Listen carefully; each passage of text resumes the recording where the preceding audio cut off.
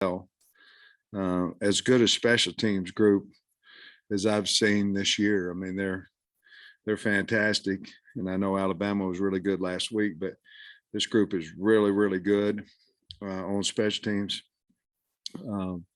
Obviously, Will Rogers is a problem, and he's a really good quarterback. Their offense, what they do, got a lot of talented receivers. Defensively, they're an attack, blitz a lot.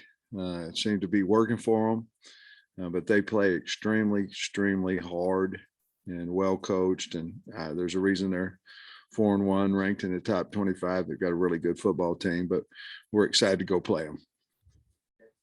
Coach, how do you guys get things turned around on defense? Obviously, a lot of struggles there in the fourth quarter against Alabama, and an offense here in Mississippi State that can put up a lot of points. What was the first part of that? How do you get things turned around in such a short time? Well, we've got to get some people. We got to get some guys back a little bit. We've been beat up, it seems to me, like pretty much all year, and we just have to continue to work on it. Man coverage has been a problem for us, especially if we don't get to the quarterback. It's been a problem for us, and we just have to continue to we have to be in position better. We certainly the explosive plays, we've got to limit them. We have to be comfortable with keeping them in front of us and hoping we can have a pass breakup or get a guy on the ground. Our tackling and our secondary woes has got to improve. We've got kids that'll fight back there and work at it. So they are a big challenge, though. Yeah. Offense continued to battle. Had a few struggles down there in the red zone, but we got to ask the status of KJ Jefferson since he didn't go back in on Saturday. Well, he had some mild symptoms, and those are things that our doctors look at, saying, each kid's a little bit different of how they react, and we've had guys back within 3 or 4 days. We've had guys out for 27 days. So he's kind of a wait and see, to be honest with you. Having almost all your road games, here in a row in the same month, does that change the approach at all, or how difficult is that? I think what changes your approach is the health of your team and basically who you're playing. I know last year, I think we had maybe 3 home games in a 5-game, 5 in a row. 3 of them were home, but yet we were on the road, all but one of them. So that kind of changed a little bit when we were 4 out of 5. Our practices changed a little bit. We might have went in spiders on a Monday instead of shells and things of that nature. But I think right now we're a team that we've got to go, continue on the fundamentals and things of that nature. So I think we're going to stay probably pretty much status quo with what we've done. Last week we went in spiders. I don't think we're going to do that this way. I think we'll go shells today, but I think we'll pretty much stay routine this week for this game. And then I think your first win here was at Mississippi State in 2020, and obviously, limited crowd size then, but just what do you remember about that first win, and how will this year be different for you going in there again? Well, I remember finding out we hadn't won a SEC game in a long time after the game. I remember because everybody was so excited, and things of that nature. And you're right, there wasn't hardly anybody there because of COVID. Remember the excitement of the locker room and all those things. But we played a good game. They had scored 44, I think, on LSU the week before, and played a really good game on defense and made enough plays on offense to score. I think it was 21, and it was enough to score. But it was certainly a good feeling, and my first game ball and all that kind of stuff. It was exciting. You spoke about the double cloud coverage, but this is one of the teams that it kind of worked against. So I'm wondering, you got a mix in this game. What maybe you want? Well, you want to do? I mean, to be honest with you, and I'm not contradicting, but we won 9 games last year doing it, so it worked. However, we also got exploited by some teams that could run the football and big, like Georgia, some of those guys and things of that nature. So certainly we'll look at that, this week. Played a lot of it last year as well. I'm sure they'll be ready for that if we choose to go there. But I still think that we have to be multiple, but certainly we have to understand we've got to keep people in front of us and get them on the ground, and we've got to get better at that. So zone coverage at times can certainly help you with that. Just confirming, that means KJ's in concussion protocol. I didn't say that. Anybody else? If Cade Fortin, what was your evaluation of Cade's snaps the other night? And if he has to play, what strengths does he bring to you? Well, we're very confident with him, Tom, in practice. He's done really well in the 2-minute situations. He's a good quarterback, and he has experience. We also believe in Malik. So if anything happened there, we still think we have 2 really good quarterbacks that they're certainly different, even though Cade can run a little bit as well. He would probably be looked at more as a passer and Malik more as a runner, but that's really not true. They both can do either. Sam, you guys just played A&M, so you're obviously familiar with their personnel. What did you think of what Mississippi State was able to do to them? Beat them. I know they forced 4 turnovers and beat them pretty decisively. That would be a big deal in the game. I mean, A&M goes down to the 5-yard line and fumbles, and they kick a field goal, and it goes back for a touchdown. And then their starting quarterback got hurt, and there's a lot of things that happen. All of those things happen because Mississippi State made them happen.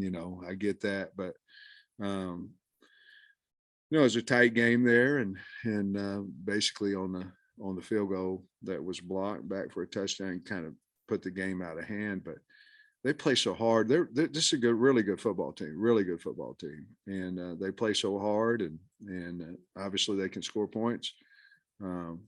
But they're going to cause you problems on offense if you're not ready for all this movement and all the blitzing that they do and all this total blitz that they do. And they have players that can do it. You got really good football players, guys that have played. I love their linebacker group. I think they're really good. It starts with Johnson, but Watson and Wheat, they're all really good players, and they use them well. And they're really good at special teams. I mean, they have made a difference in a lot of games just on special teams alone. So they're playing, they're hot right now. And Rodgers, he gets the ball out so quick. It's almost like a lot of their passes are almost like running plays, but They are, it's, yeah. 73% completion rate, hard guy to sack, even though that's been a strength of y'all's. What do you think about just him as a quarterback and how fast he gets it out? Well, now he's on year 3, of playing now, Bob, and you can see it, and the thing is, you really have to disguise in the secondary, because if you don't, I mean, and he knows exactly what you're doing, whether it's man or quarters or double cloud or whatever it may be, he can exploit you. I mean, he's really good, and they've got receivers that can as well. So there'll have to be decision made, obviously, on 3rd down and things of that nature, whether we're going to go after him or not. You can't just let him sit back there. So if we decide to go after him with 4, we've got to get there. If we decide to go after him with 3, we've got to get there. And they're good at tackle. Obviously they lost their 1st rounder last year at left tackle, but they're good at tackle and good on the offensive line. So we got to move him at some point. We got to hurry him at least. And I thought we did a pretty good job of that last year. Coach, I know usually when there's an injury, you like the player to be able to return, have a day or so of practice. Can't remember what you generally like, but does that apply for KJ? Is there a day you like to have him back at practice for him to be able to play this weekend? Wednesday's always our day. They have to do something on Wednesday or we pretty much count them out for the game. Wednesday's that day. And you mentioned that Thornton's been your number 2 quarterback for a few weeks now. What is Malik's role going forward? And does he maybe do more receiver, or how does that change for Well, him? he's a quarterback. I mean, he's a quarterback as well. Certainly the plan for him to play wide receiver has not been even what I thought it would be. But the plan is for him to play quarterback. Coach, I think that's back-to-back weeks now with the touchdown catch for Keytron Jackson. Just what have you seen in his development? And you mentioned kind of wanting more out of the passing game. How much of a key can he be in that improving? Well, I didn't get the second part of that, but Keytron is one of the most improved guys on the team. I mean, he's always been a good player, but he seems to be coming into his own, catching hard passes, getting open more. He's always been a great blocker, a hard effort guy. But I think he's one of the most improved guys on our team. He's playing with confidence now. And, there's a little bit of that because he was starting in fall camp, and I think Matt beat him out, and he didn't, it was a big lesson learned there. He didn't go on the tank or anything like that. And now he's playing even better ball than what I thought he would at this point in time. And I think he's got a lot of upside. I'm sorry I didn't hear the second part. Was he had an explosive play against Missouri State, also against A&M. I think you mentioned something about wanting more out of the passing game. How much of a key can he be in that? Well, I hope he just keeps getting better and better and better. A lot of times your passing game dictates a little bit about how you're running the ball and things of that nature, but it also, dictates to who you're playing, and if teams are able to man cover you because they've got really good corners like Alabama did, it makes it much more difficult. You can find a little more spaces in zone coverage. And certainly you can exploit corners that you feel like you're better at. I thought Alabama had really good corners. So therefore we weren't able to, and we weren't throwing and catching it. We weren't throwing it as well as what we had in the past either, but I think he's going to be a big part of that. And we have to air the ball out more than what we have, even though I think we're running it well, but we've got to open up our offense a little bit more. You like a 11 a.m. road kick? Yes. Yeah. I think anytime that you can go on the road and play in the morning, that would be at least for me, that would be the number one time that we'd want to play. Anytime I think it starts getting later than that, and then the tailgates get better and the people get louder. And so I like the early one, to be honest with you. You think their fans adhere to the cowbell rule like they're supposed to? I talked to some people that have played them, and they said it is louder than loud in pregame, and then that their fans have certainly abided, or whatever the word you want to use, by the rule. Once the center is approaching underneath or quarterback underneath the center, then they can't do it anymore. And they said they didn't. So thanks to penalty if they do. So or a game on the line, I'm not so sure. A lot has been talked about with the offense. Every time you talk about Mississippi State, it's about offense, but defense is giving up 330 yards, 21 points a game. What do you see out of them defensively? Well, you better win first down, because they're going to come at you now. I mean, this is one of the most moving defenses, blitzing defenses that I've seen in a while. And it works, so I think anytime that you play teams like that, you have to have some explosive play. You have to, it has to be more than 7 yards and the guy got a shoestring tackle on you.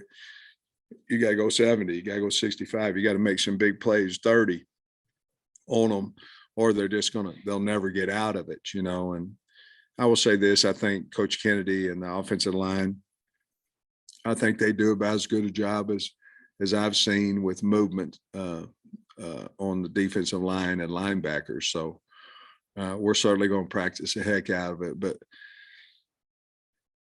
there's no fear in their defensive coordinator. I'll say that. Ask you a cowbell question too. When you're on the headphones, I mean, do you hear them? Is the communication impacted between coaches on the phones and communication out to the field? I tried 2 weeks ago, a one headsetter, and it's so much when you put both of them on, you don't hear anything. You just hear the guys, your communication with your coaches and all that. But when you take one off, you hear all of it. And I had it on there until we got ready to have the opening kickoff. And I said, no, I can't. So it muffles everything. Oh, and the status of Warren and Slusher. What do you feel about those two? I think Slusher, I would think he's a little more beat up, a little worse than Warren. I think Warren, we'll see what he can do at practice today. Slush, I think that's going to be a wait and see. We'd probably know more on Wednesday, about what his status will be, but that calf's jacked up a little bit. You mentioned it a little, but when teams are coming at you, max blitzes and things, what are the keys to defeating that? What do you have to do? Well, I always thought, when I was a line coach, I used to always think it was, recognition of the quarterback and the O-line. And I still think that's a big part of it. But if you ever look at it, and your receivers are the ones that have to understand it, because you can't. Total means they have one more than you do, no matter what. They have another guy and they're man covered. Now, if your back went out, you might could take a guy with him, but total means they have one more than you, and it's hot. It's automatic hot. It's only blitz really you can't pick up. And the wide receivers, if they're running, let's say they're running, either a corner, or they're running a post, or they're running a comeback. Well, there's no time to get to the comeback part of it. So the wide receivers have to be aware that that's happening too. And then obviously you want to get as many people to the middle of the field as you can, because that's where it's vacant. And so I think all of them do, but I used to think it was just the line and the quarterback, but I think it's so important that the wide receivers understand it as well. I know he's been dressed out the last couple of games. I don't think we've seen Jashad the last couple. Is he healthy? I hope so. He hasn't been. We're going to find out a little bit more today. Take him through some Indy and see how far that goes. But he hasn't been, no. And how is Malik handling all this, Hornsby, with getting replaced as the number 2 guy, and then not, as you said, getting as many reps at receivers you may have thought? How's he handling it? Well, there's situations too now. I mean, we were behind. Fortin's kind of the guy that is what I would call the passing. He's been in games. We were behind. There's a lot more that goes into it, more than just who we put into the game. But Malik's handling it fine. I visited with him today, and he's fine. He'll be fine. You said last week that you'd like to see Rashad Dubinion get some more touches. I think he had the second most snaps of the running backs. What do you think of him against Alabama? Well, I thought he ran as unfortunate. We had the fumble, and he had a really nice run on that one. But mistakes happen. We certainly don't want him to. He doesn't. More importantly, he doesn't want him to. But I think he's just growing. I think he's getting better and better, and he's a fine running back, and we trust him. We put him back in the game, after that, and And so we're going to try to continue to move him forward and carry the ball a little bit more, even this week. Feel like everybody's bounced back mentally from the way the Texas A&M game loss, happened. And then of course this game for next week, you feel like? Yeah, I think so. I mean, we were slow Saturday in the first half. We had a slow start, and as a coach, that's your responsibility. And then of course we had a fast start in the third quarter, but we had a slow start. So all those things you think about, Alabama is the number one team in the country, so you're not, unless they get beat, they're going to be number one. So you're done with number one. So now we're going to play top 25s every week. You know what I mean? But that was a good football team. They're good, and we were fortunate and came back within 5 there and had a chance to get the ball, and have an opportunity maybe to take the lead there in the fourth. But so I think if Trade, I'm trying to answer your question long, but I think if there was a lag from A&M, I think we got over it, but it might have took us a half to get there. The rest of that was just them making plays and us not being able to get them on the ground and misfitting some things. But no, I think we'll be okay. We lost 4 last year. We're at 2 right now, and I'll talk to the team about that, and see if we can't go beat Mississippi State. Torture everybody's ears this week in practice with cowbells piped in, all that stuff? Well, that's probably the plan. We're only going to do it in team settings today. We're going to cut them some slack during 7-on-7, but team settings, we certainly will. I think I got this right. Mississippi State's outscored opponents 52-7 in the first quarter. What do you make of that? And I guess what kind of premium does that put on getting off to a good start? Well, obviously they've been well coached, and their game plan is against what they're seeing. And it seemed to me like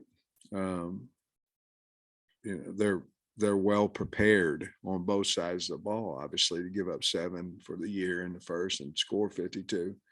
But I think a lot of that too is their offensive system has been identical for 3 years in a row now. Their quarterback's been back for 3 years in a row now.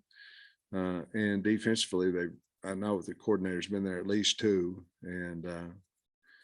And they've got some older players, the guys that should be ready when it kicks off. So they've just done a great job of getting them prepared, I think. You and Mike have been in the league for 3 years. I'm thinking y'all didn't know each other before that, but just wondering, being at meetings now for multiple years, how well have you got to know him? He's obviously kind of known for being a little different guy. Yeah, he's a great guy. I knew him a little bit when we had gotten fired at Oklahoma. He came to Oklahoma as an assistant, and I met him there just briefly. Obviously, I wasn't still employed, but met him there briefly. And then he's just a really quality, really good dude, really great guy, and obviously a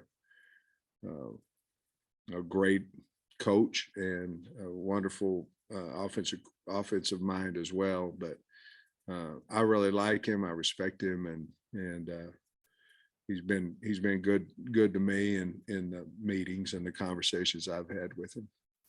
And just looking at some of Mississippi State's passing numbers or the receiving numbers, they've got like 5 pass catchers right around the 20 catch mark. How do you kind of plan for that balance there? Well, you just have to stay balanced. I mean, they've got, it's not like, maybe us last year where, you guys knew where Burks was and you're going to throw him the football. They've got so many guys that they catch some, one-on-one type balls. They catch them. I mean, they're really good at wideout. I believe that we'll trust him, and he'll throw it not in a crowd, but he'll throw the one-on-one ball, and and they'll come down with it. But they have so many really talented wideouts that can run and certainly can catch. And the thing they're doing a little bit more this year than what I've seen in the past is they're turning around and handing the ball off, and they've had great successes with that as well when they elect to run it. Will Arnett, their defensive coordinator, are they doing more pressuring than they were last year? What's the evolution maybe of what he's done? I think a little bit, depending on who they play, a little bit. But most of the time, not most of the time, a lot of teams pressure for the pass. In other words, they're trying to get to the quarterback. Mississippi State pressures to me to get you behind the sticks in the run. And then that just continues whenever you get in third down. But again, they're the most come at you team I've seen in a long time. And from a lot of different angles, from the middle, from the boundary, from the field. But I think they're a run pressure team is what I think. And they've had really good success with it. On the 77-yard scramble, Jordan Dominic got kind of hung up. Are you send in a few plays to the conference office kind of guy? We did. And now I'm not a little baby about it either. I mean, I know, what we're going to get back from the league as well. So if I don't think we can win, I don't send in 20. But if I don't think, and you're not really winning anyway, you're just getting yeah, you were right, or no, you were wrong, type deal. But we always send somewhere probably between 3 and 7 a week. We send in, and they're good enough to look at it, review it, and send us back a voiceover of what their thoughts were on it. Thanks, Coach. All right, guys.